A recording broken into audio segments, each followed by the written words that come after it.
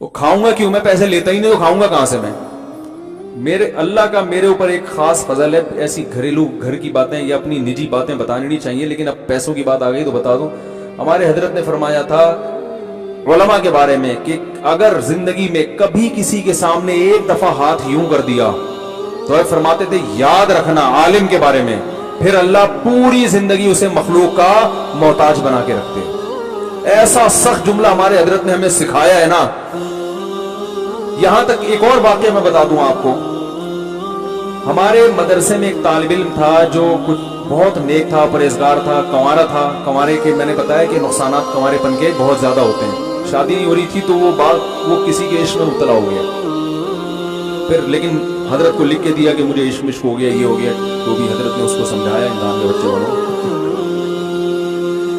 ٹھیک ہے نا. تو پھر کیا ہے کہ وہ سمجھایا، لیکن حضرت نے بھی بڑا دل کیا کہ چلو اس نے بتایا تو ہے نا اپنا جرم، اور ایک نوجوان ہے اس کو سمجھایا اور طریقے بتائے کہ اس طرح سے جان چھوٹ جائے گی. پہلی کوشش تو حضرت نے بھی بتائی کہ اگر نکاح ہو جاتا ہے تو اچھی بات ہے. وہ لڑکی والے مان نہیں رہے تھے تو حضرت نے فرمایا کہ نہیں، وہ مان اس رہی تھے، غریب تھا لڑکا. کیا تھا؟ غریب. تو اب چونکہ طالب علم تھا، مدرسے میں پڑھتا تھا، اس نے کسی سیٹ صاحب سے جا کے بات کی کہ یار مجھے کوئی گھر ور دے دو کرائے پہ یا کچھ تھوڑی ماہانہ آمدن باندھ دو تاکہ وہ لوگ لڑکی والے راضی ہو جائیں. تو ہمارے حضرت مفتی رشید احمد صاحب کو جب یہ پتہ چلا نا تو اتنا غضبناک ہوئے اسے اسی وقت مدرسے سے نکال دیا. فرمائے یہ جو عشق کا جرم ہے نا یہ قابل معافی ہے. یہ کیا ہے؟ آپ لوگ نا کہیں شروع کرتے ہیں کہ قابل معافی ہے تو مطلب یہ بھی جرم ہے، لیکن یہ میں اس کا علاج کریں گے، کوشش کریں گے. یعنی اس میں تھوڑا ایک نوجوان لڑکا ہے غلط اس میں چلا گیا، کوئی برائی کی نہیں، اس نے کوئی چھیڑا بھی نہیں، اس کو ہاتھ بھی نہیں لگایا لڑکی کو. ایک دل کے کیفیات ہیں، غیر اختیاری کیفیات پیدا ہو گئے. چلو بھائی بچہ سمجھ کے، اپنی اولاد سمجھ کے اصلاح کی کوشش کریں گے.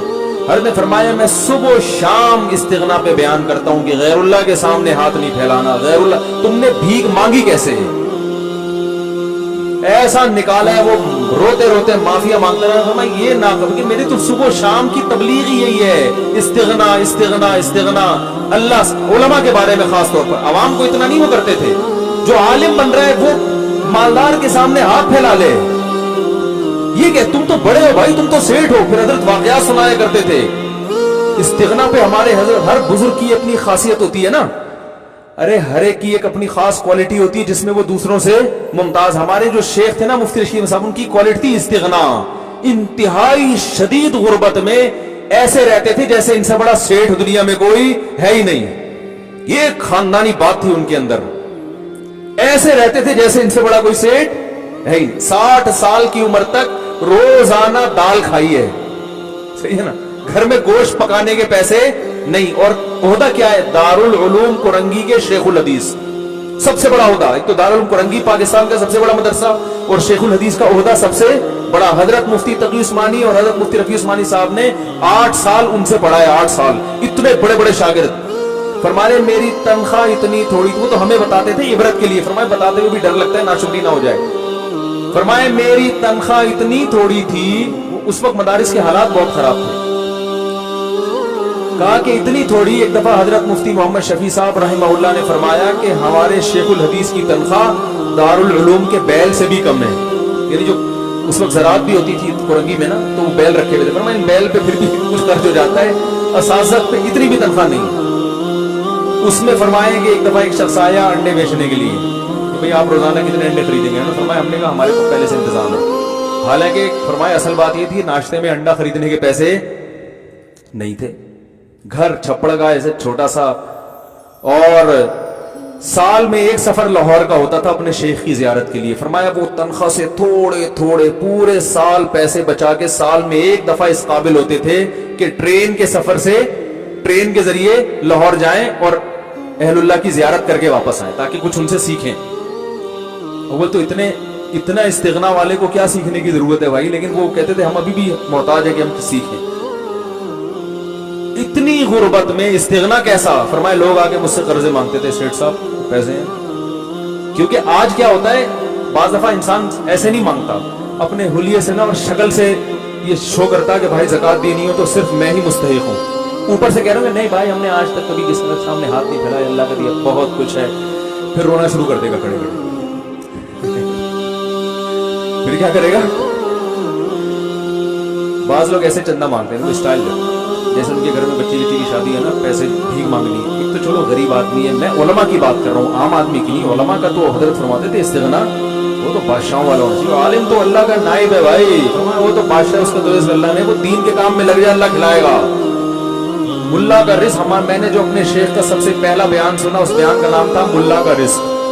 हम जब भी जहां भी जाते थे, मौलवी बनना शुरू किया ना हमने, लोग कहते थे खाओगे कहां से, ये सर्टिफिकेट की कोई वैल्यू है?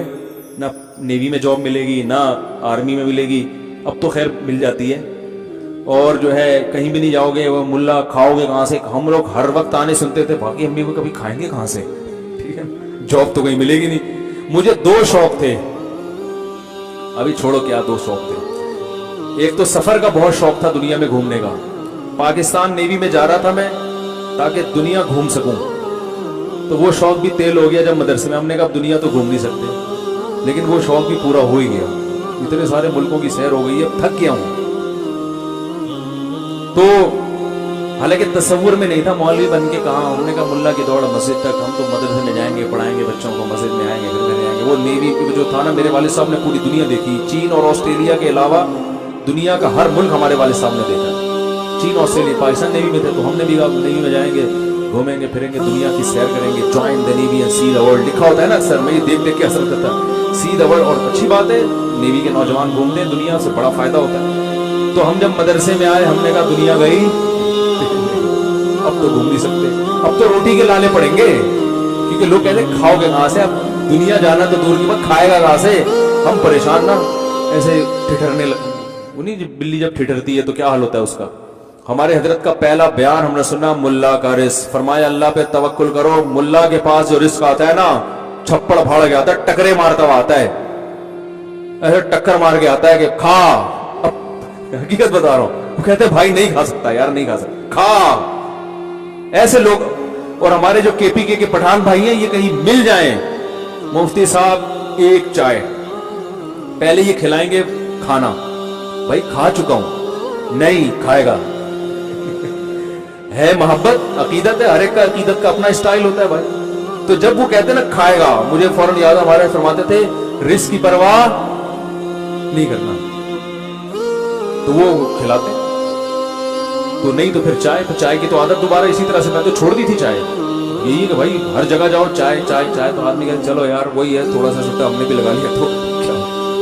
अब लोग कहते हैं उधर आपने बयानात चाय के खिलाफ किए, उधर खुद पी रहे थे आप, तो भाई चाय नहीं पिलाएंगे तो फिर लस्सी ले आएगा वो लस्सी का तो, चाय तो फिर भी अपना खांचा खुद बना के दाएं बाएं निकल जाती है ना, लस्सी का एडजस्ट कहां होगी वो। तो क्या बात चल रही थी यार, कहां से कहां चली गई, जल्दी से बात को समेटता हूं, बहुत लंबा बयान हो गया। तो हमारे दूसरा था यानी सफर का शौक ना, दूसरा शौक वही था जो हो गया अल्हम्दुलिल्लाह काफी। उसके भी लोग कहते थे रिश्ता तो कोई देगा ही नहीं, लोग ये ताना देते थे। सबसे पहला ताना जो मुझे मिला था ना मौलवी बनने पर, रिस्क का भी बाद में मिला था, रिश्ते का पहले मिला था कि कोई लड़की तो देगा ही नहीं। हमारे खानदान में सारे माशाल्लाह पढ़े लिखे लोग हैं, तो वो सबसे पहला ताना ये मिला था कि रिश्ता नहीं कोई देगा, और दूसरा ताना खाओगे कहां से। तो हमारे तो फरमाया अल्लाह पे तवक्कुल। तो हमारे हजरत इसके बहुत सख्त पाबंद थे कि उलमा के बारे में, देखो कोई जरूरतमंद हो, मोहताज हो, अगर वो बेचारा किसी के सामने अपनी हाजत बयान कर ले, तो हर एक को एक ही लाठी से नहीं हाँकना चाहिए, हर एक का एक जैसा तवक्कुल नहीं होता। लेकिन उलमा के बारे में कहते थे कि किसी सेठ के सामने कभी, अरे आज तो आप जहाज में थे ना साथ हमारे, आप ही थे, ये भाई बैठे हुए, अबे जो आप पीछे देख रहे हैं आप, या सामने बाद में समझाऊंगा, आप जिनको कह रहा हूं वही पीछे थे, आप आज सफर में थे, अच्छा बिल्कुल आपकी टाइट कार। तो बिल्कुल हम हजरत फरमाया करते तो उलमा के लिए ना, किसी के सामने हाथ, अपनी एहतियात जाहिर नहीं करना, भूखे मर जाओ। तो हजरत फिर अपना बताते थे कि दाल खा रहे हैं रोजाना। एक दिन मेहमान आया, कहने लगा, उसको भी कह रहे हमने रख लिया घर में, तो मेहमान को तो अच्छा खिला देते हैं ना, हमने भी दाल, उसने बर्दाश्त किया भी दाल, एक दफा इत्तेफाक से बची भी होगी, खिला रहे हैं, अगले टाइम पे कुछ अच्छा है, अगले टाइम पे फिर दाल। پھر دال. تو کہنے لگا جب بھی آپ کے گھر آؤ دال ہی پکی ہوتی ہے. وہ بھی کوئی اسٹریٹ فارورڈ قسم کا آدمی تھا. حضرت فرماتے ہیں اس کے بتانے کے بعد ہماری توجہ گئی ہے کہ کتنے دن سے دال کھا رہے ہیں, ورنہ ہماری اس طرف توجہ بھی نہیں تھی. تو پھر فرماتے ہیں میں نے اس سے بولا حلال اتنا ہی ملتا ہے. حضرت نے کہا اب دیکھو کوئی ہم جیسا نالائق ہوتا تو کیا کہتا ہے, بھائی کیا کریں بس اب کیا ہے مدرسے کی تنخواہوں میں آپ کو پتہ ہے کیا گزارا ہوتا ہے, تھوڑا سا ایسے کر کے نا تاکہ یہ جیب سے کچھ ہدیہ اور نذرانہ نکال کے. یہ اسٹائل ہوتا ہے مانگنے کا. ایک اسٹائل ہوتا ہے بھائی ذرا 50 روپے دے دو, یہ پھر بھی جائز اسٹائل ہے, اچھا اسٹائل ہے کہ بھائی جو چیز ہے جو دل میں ہے وہی زبان پہ, یار پیسے نہیں ہے یار ذرا کچھ ہمارا بھی خیال کرو, ہدیہ ودیہ بھی دے دیا کرو. ٹھیک ہے غلط ہے یہ بھی, لیکن اتنا غلط نہیں ہے. اور ایک طریقہ یہ ہوتا ہے کہ منہ سے تو یہ شو کر رہے ہیں ہم کسی سے مانگتے نہیں ہیں, کہ ایٹیٹیوڈ ایسا ہے, ایکسپریشن چہرے کے ایسے ہیں کہ جس سے لگ رہا ہے کہ بھائی دے دے یار مر جاؤں گا. یہ بھی گھٹیا طریقہ ہے. تو وہ حضرت فرماتے ہیں اس کے بتانے کے بعد ہماری توجہ اس طرف گئی کہ کیا روزانہ نے کیا پکڑا ہے. اب تعویل تو کر نہیں سکتے تھے کہ بھائی ڈاکٹر نے کہا دال کھائے کرو روزانہ. حضرت فرمایا ہم نے کہا حلال. اور فرماتے ہیں ایسا سیٹھ مجھے لوگ سمجھتے تھے کہ لا کے وہ مجھ سے قرضے مانگتے تھے. حضرت کو اچھا غریب تھے اس وقت ابتدائی دنوں میں, پھر اللہ نے بہت پیسہ دیا حضرت کو. حضرت کی جائیدادیں بکی, زمینوں سے پیسہ آنا شروع ہوا, وہ جو حضرت کے والد کی. تو پھر اللہ نے اتنا پیسہ دیا, پھر اسی اسٹائل چینج, پھر کنجوسی نہیں کی ہے, اتنی زبردست بڑی گاڑی رکھی, کویت کے شہزادے سے گاڑی خریدی. لوگوں کے پاس پیسہ ہوتے نہیں ہے تو بھی غریب لگ رہے ہوتے ہیں, جب آ جاتا ہے تو اور زیادہ غریب لگ رہے ہوتے ہیں. بچا کے نا,